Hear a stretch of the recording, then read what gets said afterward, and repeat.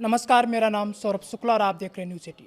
Iran और America के बीच जंग के 16 दिन बीत चुके हैं। व्हाइट हाउस के गलियारों में जो प्लान तैयार हुआ था वो ये था कि एक हफ्ते के भीतर ईरान के घुटने टिकवा दिए जाएंगे। अमेरिका का गुमान था कि उसके एडवांस फाइटर जेट्स और बमों के आगे ईरान पानी मांगने लगेगा, लेकिन आज तस्वीर बिल्कुल उलट है। तस्वीर यह है कि इस युद्ध में अब दुनिया के सबसे खतरनाक खिलाड़ी की एंट्री हो चुकी है। उसका नाम है पुतिन।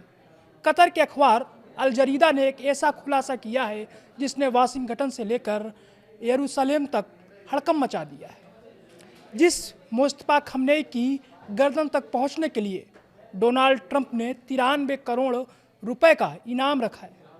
खबर है कि वो शख्स अब ट्रंप की पहुंच से हजारों मील दूर मॉस्को क्रेमलिन की सुरक्षा में बैठा है। विस्तार से समझिए इस सीक्रेट मिशन को। रिपोर्ट कहती है कि जिस वक्त तेहरान पर बमबारी हो रही थी, आसमान में बारूद की गंध थी, उसी वक्त रूस के मिलिट्री विमानों ने एक बेहद गुप्त ऑपरेशन को अंजाम दिया। ईरान के सुप्रीम लीडर मुस्तफा खमनेई को सुरक्षित निकालकर मॉस्को पहुंचाया गया है। कारण बताया जा रहा है खराब सेहत और सुरक्षा। कहा जा रहा है कि मॉस्को में उनका एक बड़ा ऑपरेशन हुआ है और फिलहाल वो क्रेमलिन की हाई सिक्योरिटी में इलाज करा रहे हैं। गौर करने वाली बात यह है कि ये कोई इत्तेफाक नहीं है।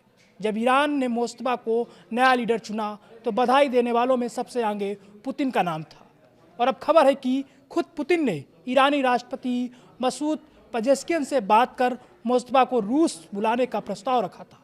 यानी रूस ने अब खुलकर अमेरिका के खिलाफ अपनी बिसात बिछा दी है।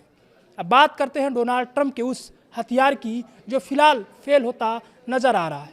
अमेरिका ने अपने रिवॉर्ड्स फॉर जस्टिस प्रोग्राम के तहत मुस्तफा खमनेई पर $10 मिलियन यानी करीब 93 करोड़ रुपए का इनाम रखा है।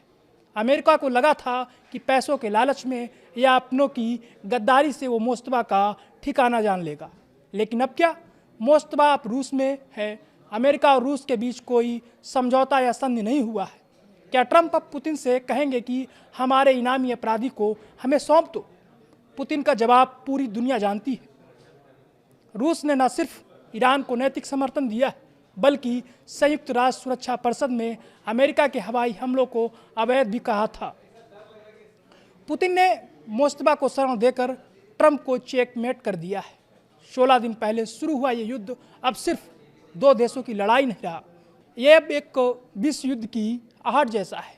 एक तरफ अमेरिका की तकनीक और रसूख है, तो दूसरी तरफ रूस का वो जिद्दी रुख जो ईरान के नए लीडर के लिए ढाल बन गया है। डोनाल्ड ट्रंप ने सोचा था कि वो ईरान को एक हफ्ते में सबक सिखा देंगे, लेकिन उन्हें शायद अंदाजा नहीं था कि इस शतरंज के खेल में पुतिन पहले से अगली चाल चलकर बैठे हैं।